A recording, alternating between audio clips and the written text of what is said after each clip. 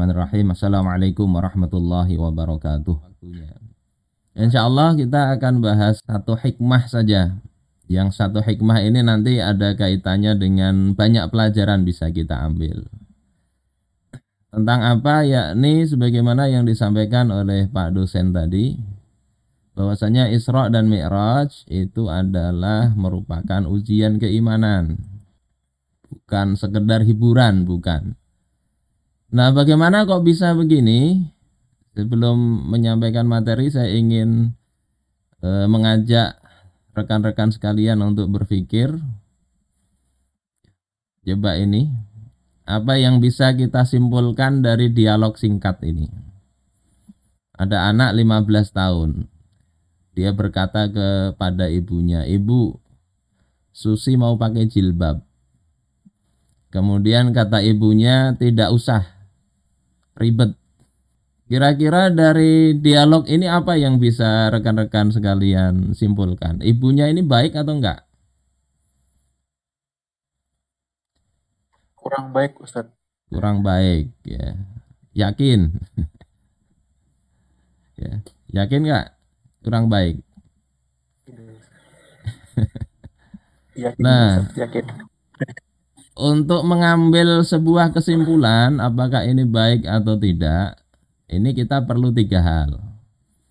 Jadi kalau ada kejadian peristiwa, maka lihat dulu latar atau settingannya itu seperti apa.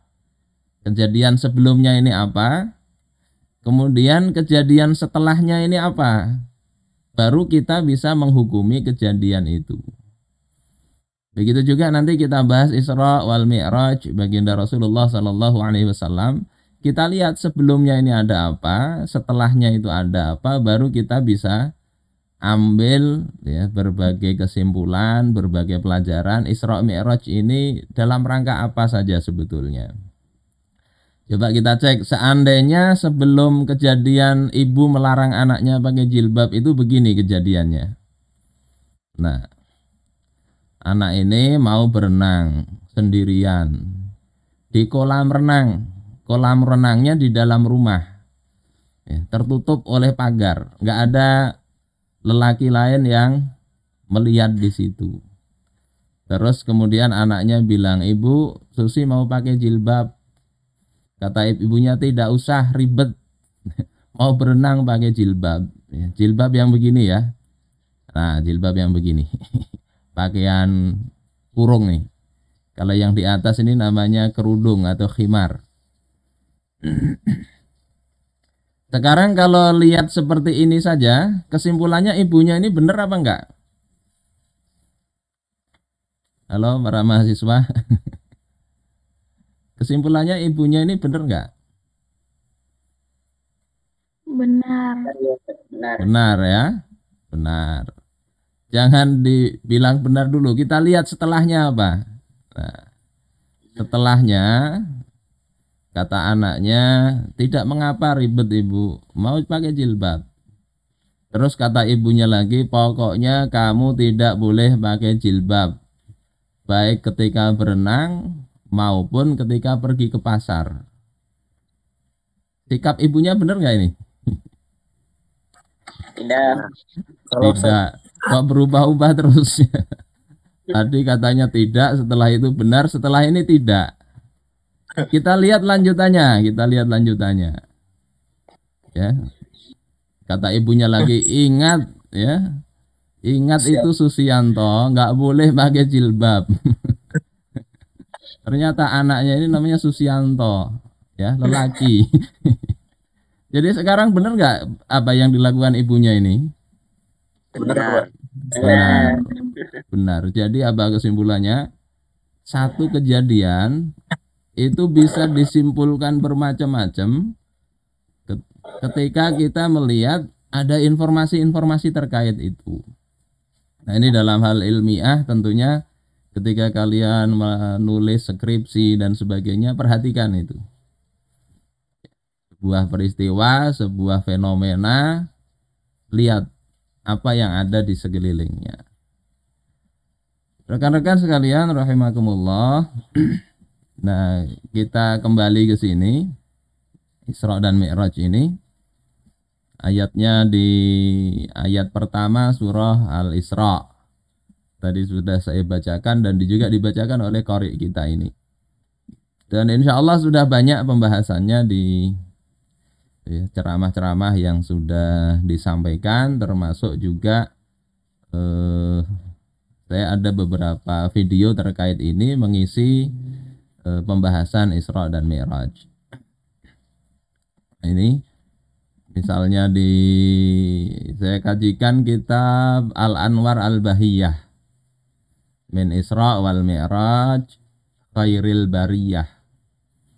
Ini karya Sayyid Muhammad bin Alwi Al-Maliki.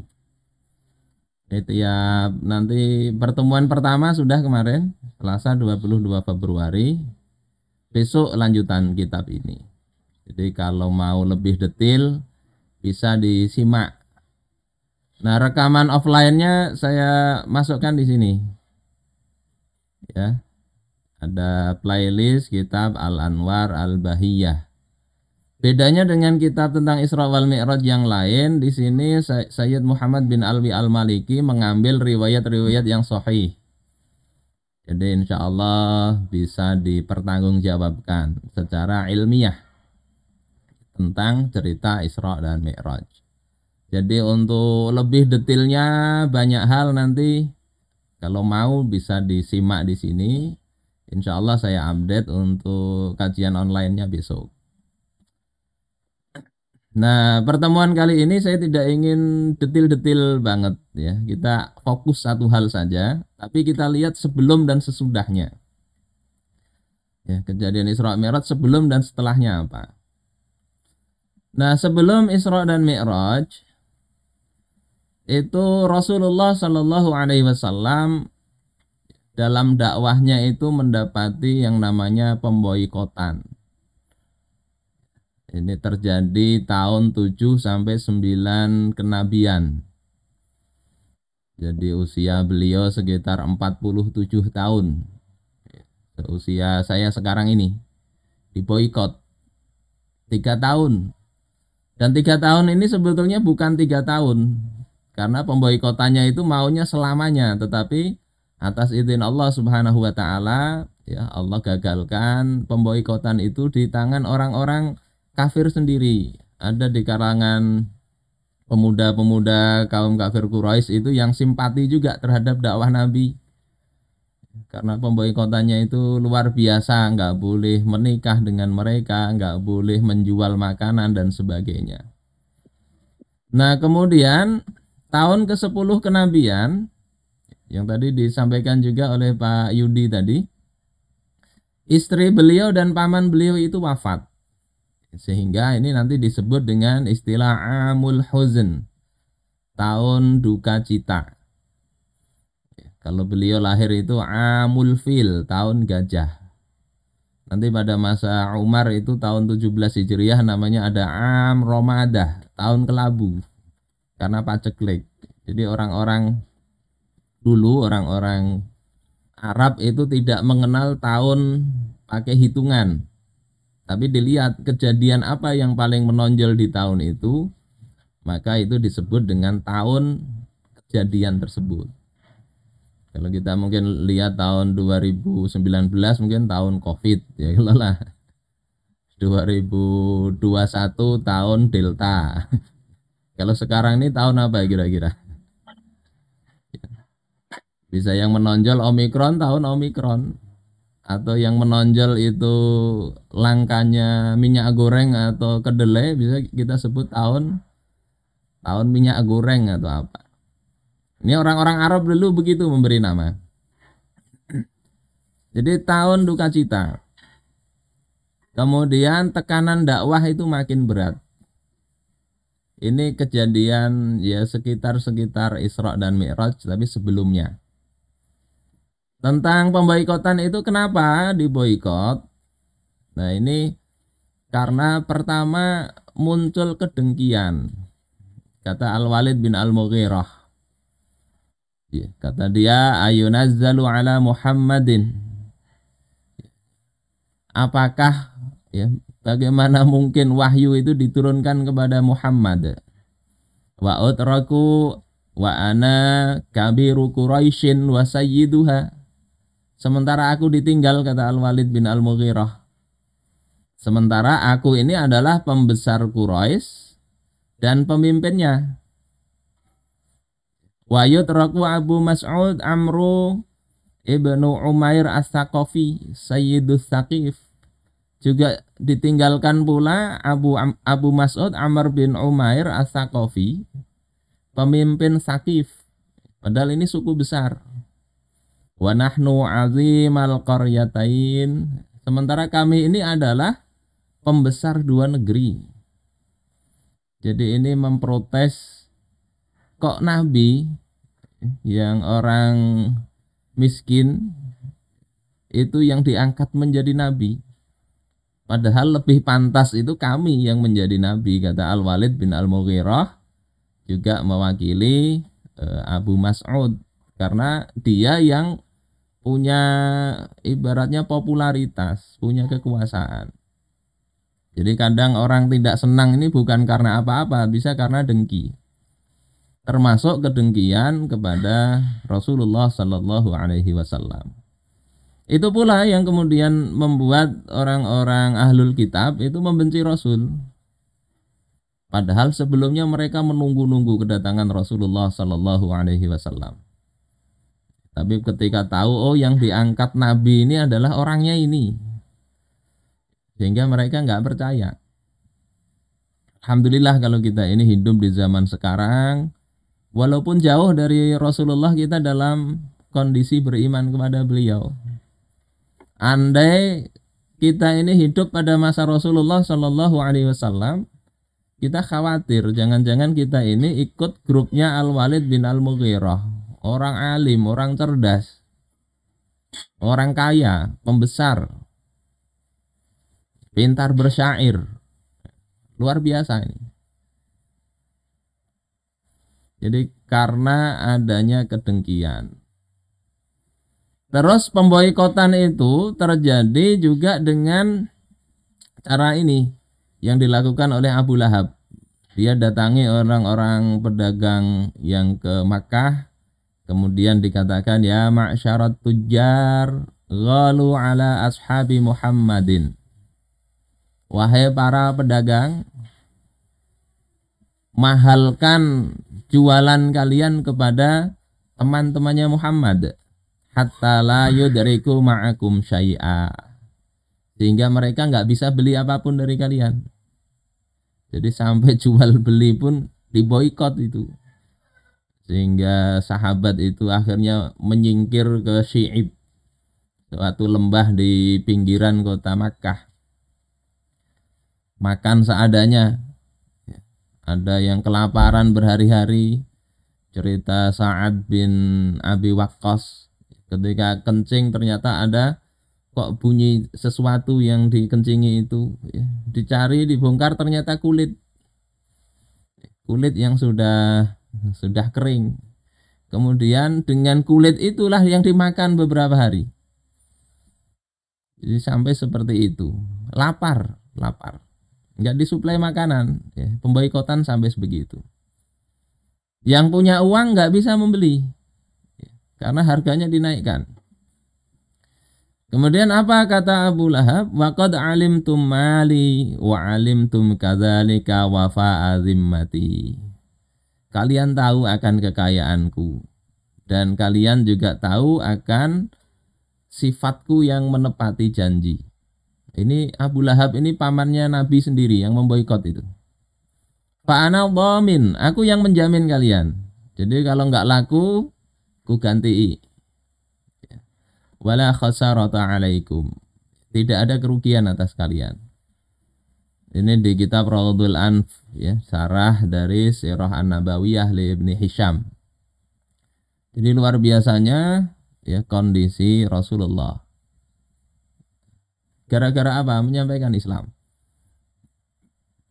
Nah kemudian sebelum Abu Thalib ini wafat, sebelumnya ini kan sudah dilobi nih oleh orang pembesar Quraisy, melobi Abu Thalib supaya menekan keponakan beliau supaya tidak berdakwah.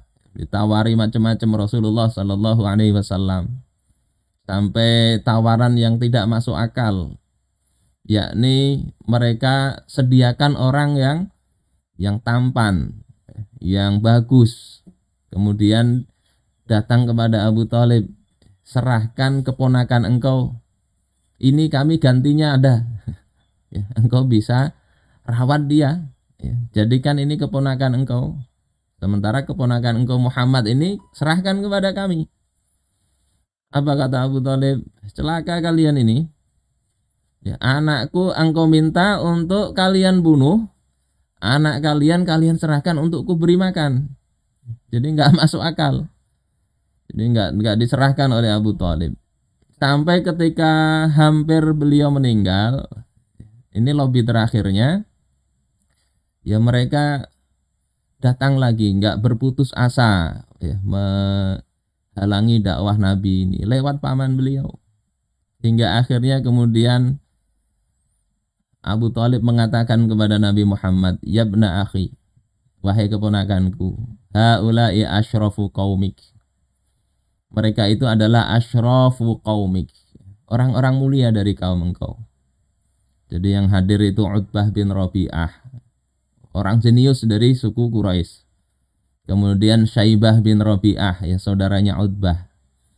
Kemudian Abu Jahal bin Hisham. Ini orang yang bijaksana, Abu Jahal ini. Makanya sebelum menolak Islam gelarnya Abul Hakam, ya, bapak kebijaksanaan. Usia 30 tahun itu sudah menjadi pemutus perkara di kalangan, ya, di Darun Nadwah, di kalangan orang-orang kafir Quraisy. Jadi tokoh sudah itu, Abul Hakam. Menolak Islam oleh Nabi disebut Abu Jahal. Kemudian Umayyah bin Khalaf. Kemudian Abu Sufyan bin Harb. Ini datang mengunjungi Abu Thalib. Jadi yang datang bukan ecek-ecek tapi pembesarnya. Maka kata Abu Thalib, itu loh yang datang pembesar-pembesar kaum engkau. Qad ijtama'u lak liya'tuk. Mereka itu sudah berkumpul untuk engkau, untuk memberikan apa yang engkau minta. Waliyakhudhu mink, dan untuk mengambil dari engkau. Jadi mau tawar-menawar. Ini yang menyampaikan bukan mereka sendiri tapi lewat paman beliau. Ini pelajaran juga bagi kita. Kalau kita melobi sesuatu, nggak bisa sendiri, coba lihat siapa yang paling dekat dengan yang kita lobi itu. Kafir Quraisy begitu. Nggak bisa mendatangi Nabi sendiri, yang paling dekat dengan Nabi adalah Abu Thalib. Abu Thalib yang disuruh oleh pembesar kafir Quraisy. Kayak gitu juga kalau kalian misalnya mau melamar. Ini yang paling mantep berbicara, yang paling dekat dengan si bapaknya yang mau dilamar. Insya Allah mudah kalau begitu. Dulu saya waktu melamar nggak pengalaman, sehingga melamar sendiri. Faqala Rasulullah sallallahu alaihi wasallam, maka Rasulullah mengatakan, "Na'am." Oke, kata Rasulullah. Kalimatun wahidun tu'tuniha tamlikuna bihal arab. Yang ku minta kepada mereka cuma satu kalimat, yang kalau mereka berikan, ya, mereka akan menguasai orang-orang Arab.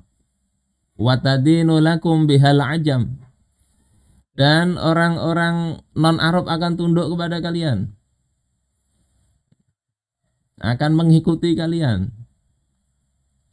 Maka Abu Jahal kemudian mendengar yang diminta cuma satu kalimat, beliau katakan, "Na'am wa abik." Oke, ya. Demi bapak engkau juga. Wa asyra kalimat. Jangankan satu kalimat, 10 kalimat ku kasih, kata Abu Jahal. Ini enggak baiknya sebelum mendengar itu jangan ngomong begitu, ya. Abu Jahal kemudian mendengar Rasulullah mengatakan, taquluna la ilaha illallah wa takhla'una ma ta'buduna min duni. Satu kalimat yang kumaksud itu adalah kalian katakan la ilaha illallah. Terus kalian lepaskan selain Allah dari menyembah mereka. Apa yang kalian sembah selain Allah itu sudah tinggalkan. Maka kemudian fasaffaku biaidihim. Mereka semua tepuk tangan. Tepuk tangan. Kemudian mengatakan, "Aturidu ya Muhammad."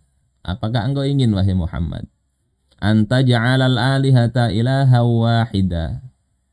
Untuk menjadikan Tuhan yang Tuhan yang banyak itu engkau jadikan, engkau ganti dengan satu Tuhan saja. Inna amraka la'ajab. Perintah atau permintaan engkau ini sungguh mengherankan. Tuhan kita ini sudah banyak, kok diganti satu saja. Jadi ini permintaan terakhir mereka kepada Abu Thalib nggak berhasil hingga kemudian Abu Thalib wafat. Nah, setelah Abu Thalib wafat, itu kata Rasulullah nggak pernah orang-orang Quraisy ini melakukan sekeji ini saat Abu Thalib masih hidup. Jadi yang melindungi Rasulullah, yang menolong dakwah beliau wafat, maka orang-orang kafir Quraisy sedemikian kejinya kepada Rasul. Ada Rasul sholat di depan Ka'bah, kemudian diletakkan kotoran onta di punggung beliau. Ada ketika mau rukuk diikat leher beliau oleh Uqbah bin Abi Mu'id. Dan juga perlakuan-perlakuan yang keji kepada beliau. Hingga kemudian Nabi itu keluar ke Saqif di Taif. Yang tadi yang ada Abu Amr tadi ya. Karena ini masih ada hubungan kekerabatan lah mungkin dengan Rasulullah sallallahu alaihi wasallam. Yad'uhum ila nasrihi. Rasulullah menyeru mereka untuk memberikan pertolongan kepada dakwah beliau. Istilah kita tolabun nusrah, meminta nusrah. Dan mereka itu kemudian menolak Rasulullah. Bahkan Rasulullah dilempari. Masuk ke Makkah itu kondisinya tambah berat. Karena orang Makkah tahu ini Nabi ini bekas ditolak oleh bubuhan Thaqif. Jadi ketika ditolak ini mereka tambah berani, itu loh, nggak ada yang mendukung Nabi Muhammad. Kemudian beliau itu dalam musim-musim haji itu juga fakana ya'ridu nafsahu ala qabailil Arab fi mawasimil haji. Beliau menawarkan diri beliau ini kepada kabilah-kabilah Arab di musim-musim haji. Disebutkan dalam sanad yang berbeda-beda, beliau mendatangi Bani Kindah, Bani Ka'ab, Bani Hudzaifah, Bani Amir bin So'so'ah, dan yang selainnya. Yang Ibnu Sa'ad itu menyebutkan ada 15 kabilah yang didatangi Rasulullah, ditolak oleh mereka. Mereka katakan qaumur rajul a'lamu bih. Kaumnya seseorang itu lebih tahu tentang orang tersebut. Wong kaum engkau sendiri itu tidak membantu engkau wahai Muhammad, masa minta tolong kepada kami? Ya Allah, coba bayangkan itu. Ini minta pertolongan untuk mendukung dakwah, bukan minta pinjaman. Coba yang kalian pikirkan sendiri, bukan untuk dakwah, untuk pinjam uang saja. Kalau ditolak terus begini, bagaimana hati itu? Ini untuk dakwah, untuk menyelamatkan mereka, tapi ditolak. Dan ini Rasulullah Shallallahu Alaihi Wasallam. Nah, ketika kondisi dakwah begini, kita lihat tahun ke-10 kenabian itu Rasulullah diberangkatkan. Isra dan Mi'raj. Ini menurut tahqiq dari Al-Allamah Al-Mansur Furi, yakni tanggal 27 Rajab tahun 10 kenabian. Tentang ini memang ada ikhtilaf kapan terjadinya. Cuma menurut beliau ini yang paling kuat itu adalah tahun 10 kenabian tanggal 27 Rajab yang dikuatkan oleh Al-Mansur Furi. Dan dalam kondisi seperti tadi, dari sisi itu hiburan mungkin iya ya. Karena Rasulullah diperjalankan melihat banyak tanda-tanda kekuasaan Allah Ta'ala. Terhibur iya. Tetapi dari sisi lain ini ujian dan saringan keimanan. Nah, ketika pagi harinya beliau memberitahu ini kepada kaum Quraisy. Kata mereka, ini adalah perkara yang mengherankan, luar biasa. Luar biasanya itu ngejek. Ya hadza wallahil imrul bayyin, kata mereka. Ini ungkapan ngejek ini. Walaupun mengatakan takjub, luar biasa. Wallahi innal ira la tudradu syahran min Makkah ila Syam mudbiratan wa syahran muqbilah. Onta itu dari Mekah ke Syam itu 1 bulan. 1 bulan pula kembali. Afayadhabu dzalika Muhammadun fi lailatin wahidah. Apakah Muhammad pergi ke sana dalam 1 malam? Bahkan nggak sampai 1 malam, itu sebagian kecil malam. Paginya sudah sampai di sana. Yarji'u ila Makkah, kemudian kembali ke Mekah. Fartadda katsirum mimman kana aslama. Maka banyak orang yang mereka murtad yang sebelumnya itu sebetulnya beriman. Ini di dalam kitab Sirah Nabawiyah Ibnu Hisham. Jadi yang nggak percaya imannya masih ragu-ragu, akhirnya dengan adanya Isra dan Mi'raj, apalagi tadi tekanan dakwah makin kuat, sudahlah berguguran. Kemudian mereka memprovokasi Sayyidina Abu Bakar As-Siddiq,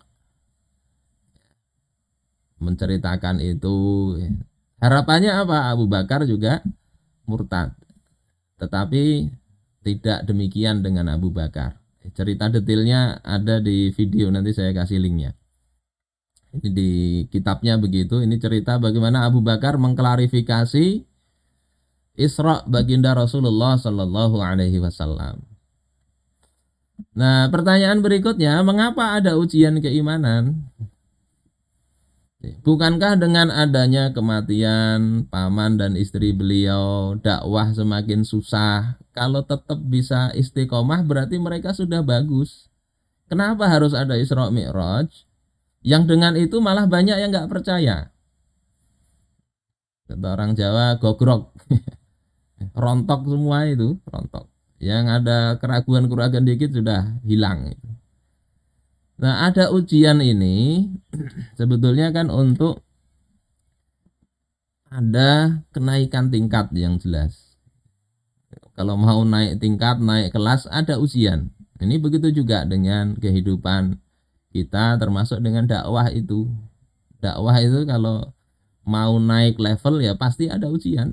Rasulullah yang awalnya biasa-biasa aja, levelnya mau naik semakin berat. Bahkan sampai beliau mau dibunuh oleh konspirasi Abu Jahal dan teman-temannya itu. Jadi sadar aja lah kalau memang perilakunya benar, ada ujian, yakin mau naik kelas. Apa naik tingkatnya? Allah mempersiapkan kemenangan dalam waktu dekat. Sehingga perlu orang-orang yang kuat yang bisa mengemban amanah itu. Kalau nggak kuat juga mengemban amanah. Nah, kok bisa ini? Kita bisa lihat di dalam surah Al-Isra. Ini kalau menurut kitab Ar-Rahiqum Maktum. Ya. Jadi ada isyarat berpindahnya kepemimpinan umat manusia dari Bani Israel, ya, turun-temurun itu Bani Israel yang memimpin umat manusia menjadi ke tangan Nabi Muhammad dan umatnya. Tugas ini tugas yang tidak ringan. Tugas kepemimpinan itu tugas berat, sehingga perlu tadi imannya disaring. Nah, di surah Al-Isra yang berisi 111 ayat itu menceritakan tentang Isra-nya baginda Rasulullah Sallallahu Alaihi Wasallam itu hanya pada ayat pertama. Ayat-ayat berikutnya itu kan bicara tentang Bani Israel. Jadi memang ada kaitannya itu, mau diganti itu Bani Israel. Diceritakan kehancuran Bani Israel.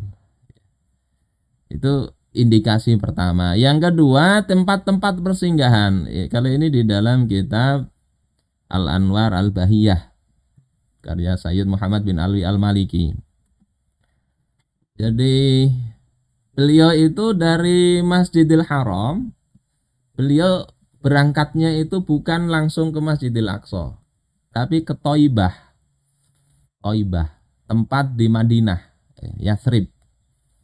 Beliau kemudian sholat di sana. Kemudian dengan Buraq itu beliau sampai ke Madian. Di bawah pohonnya yang Nabi Musa berlindung ketika keluar dari Mesir, jadi ke Madian. Di sana Rasulullah sholat 2 rakaat. Kemudian dari Madian beliau jalurnya ke Tursina. Tursina ini Nabi Musa berbicara dengan Allah Subhanahu wa Ta'ala. Beliau sholat di situ. Kemudian dari situ, dari Tursina, kemudian ke Bethlehem. Ya, Baitul Lahm. Bacaan sekarang Bethlehem. Bahasa Arabnya Baitu Lahmin. Ketika itu tempatnya Nabi Isa dilahirkan. Kemudian beliau mengimami ya para nabi. Allah hadirkan itu. Kata Sayyid Muhammad bin Ali Al-Maliki, ya, beliau turun ke berbagai tempat itu, kemudian beliau sholat. Ini adalah dalilun kabirun ala robtiha bil Islam.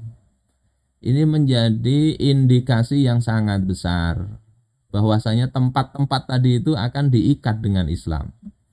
Wa bi nabiyil Islam, diikat dengan nabi kaum muslimin, dengan nabi Islam. Wa liwaiha tahta liwaihi wa uhdatihi. Dan mereka itu akan tercerahkan di bawah panji Rasulullah sallallahu alaihi wasallam. Wa annal Islam huwa ar-risalah al-muhaiminah al-khatimah likulli risalatis sabiqah. Dan bahwasanya Islam itu adalah risalah yang akan mendominasi ya, risalah-risalah sebelumnya. Jadi ada indikasi ke situ, maka perlu orang-orang kuat. Nggak banyak nggak apa-apa. Yang penting kuat betul. Yang lemah-lemah akhirnya rontok dengan berbagai ujian tadi dan Isra dan Mi'raj ini. Pertanyaan berikutnya, kenapa Bani Israel ini diganti? Ini dijelaskan dalam surah Al-Isra juga.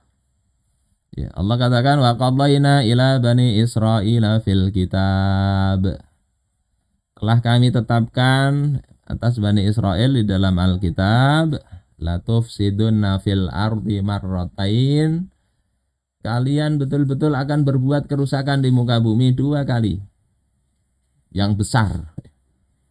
Wala ta'lunna 'uluwan kabira, dan kalian akan menyombongkan diri dengan kesombongan yang besar.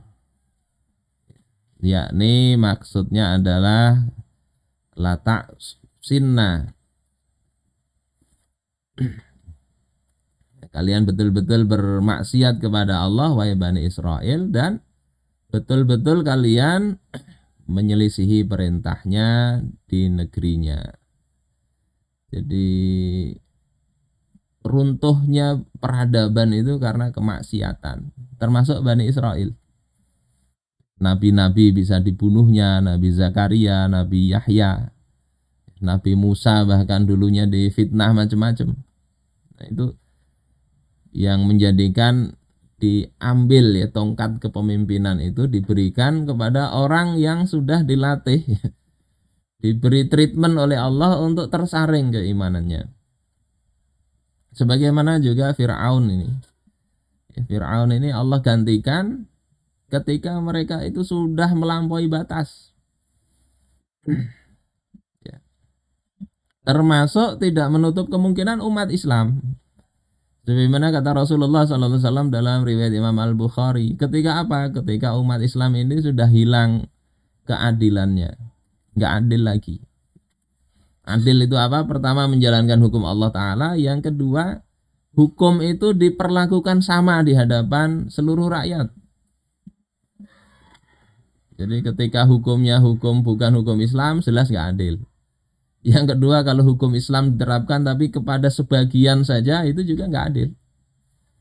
Yang miskin dihukum, yang tidak, ya, yang kaya dimaafkan, yang lawan politik tegas betul, kepada teman-teman sendiri melanggar hukum dibiarin. Itu sumber kehancuran dalam hadis riwayat Imam Al-Bukhari ini. Nah, sebab kemenangan itu ya tadi perlu dibersihkan, bukan hanya masalah keimanan tapi juga amal. Ini saya sampaikan riwayat dalam Sahih Ibnu Hibban dan juga ada sebagiannya di riwayat Imam Ahmad. Bagaimana Allah berikan pertolongan yang luar biasa kepada Yusha bin Nun. Yang dalam riwayat Imam Ahmad, matahari itu nggak pernah ada sekalipun ditahan. Lambat terbenam itu nggak pernah ada, kecuali satu kali saja kata Imam Ahmad. Kata Rasulullah dalam riwayat Imam Ahmad, yakni kepada ditahan itu untuk memenangkan pasukannya Yusha bin Nun. Apa yang dilakukan Yusha ini? Ketika membawa pasukan, beliau pilih itu. Beliau pilih yang betul-betul mantap. Sehingga beliau katakan, la yatsba'uni rajulun banadaran lam yaskunha. Jangan ikut dalam pasukanku laki-laki yang membangun rumah tapi belum ditempati. Nanti nggak konsen dia. Kasihannya lah, rumah baru dibangun, belum ditempati. Kalau aku mati gimana? Jadi nggak konsen. Au tazawwaja imra'atan lam yadkhul biha. Jangan ikut juga orang yang menikahi perempuan dan belum merasakan perempuan itu. Au lahu hajatun fir ruju', atau dia punya hajat untuk kembali. Jadi betul-betul sudah full perjuangan itu, pikiran, perasaan, semuanya adalah untuk memenangkan agamanya Allah Ta'ala. Nah, ketika berangkat ya kelompok ini, sebetulnya perjuangan itu, saringan itu pasti ada. Allah bikin sendiri macam-macam saringannya. Kalau kita lihat pasukannya Tolut itu ya, itu kan sekitar 70.000 pasukan ya. Allah saring itu. Allah saring. Yang nggak benar-benar itu pasti terjatuh di jalan, nggak bisa lanjut. Oleh Tolut dikatakan kalau lewat sungai nanti jangan minum kecuali seteguk aja, ciduk pakai tangan. Ada orang yang sudah kehausan nggak taat. Apa itu, kita mumpung masih di sini dapat sungai, minum sepuasnya. Akhirnya muncul rasa malas, betul itu. Nggak jadi berangkat, mereka pulang itu. Tinggal sebagian kecil yang dalam Al-Quran dikatakan kami fi'atin qalilah ghalabat fi'atan katsirah biiznillah. Itu perkataan Talut. Berapa banyak pasukan yang sedikit itu mengalahkan pasukan yang banyak dengan izin Allah Ta'ala. Jadi kalau tadi sebab kehancuran itu adalah kemaksiatan, walaupun kaum muslimin kalau suka maksiat kalah tuh. Sebab kemenangan itu adalah semurni-murninya iman dan ketaatan. Semakin dekat dengan Allah, semakin fokus, insya Allah semakin Allah mudahkan. Hingga ini hal yang gak masuk akal pun Allah berikan. Ketika ketemu musuh, inda ghuyubatis syams, saat matahari itu mau terbenam, baru ketemu musuh. Maka ya berkata Yusha ini, innaha ma'murah wa inni ma'murun. Matahari itu terbenam itu diperintah Allah. Sementara aku ini juga diperintah oleh Allah. Hatta yuqda baini wa bainahum, hingga kemudian selesai perkara aku dengan mereka musuh itu. Maka fahabasahallahu ta'ala alaih fafataha alaihi faghanimul ghanaim. Allah kemudian menahan matahari itu untuk pasukannya Yusha bin Nun. Kemudian Allah berikan kemenangan kepada pasukan itu. Walaupun waktunya itu mepet. Kalau hitungan ini sudah hampir malam ini sudah. Kalau malam nggak bisa lagi perang pada zaman itu. Tapi Allah tahan dalam riwayat ini. Saudara-saudaraku sekalian rahimakumullah, setelah Isra dan Mi'raj, ya, dengan kaum muslimin yang kuat begitu, keimanan, ketakwaannya, ya, itu Allah berikan kemenangan. Tahun ke-13 itu terjadi hijrah.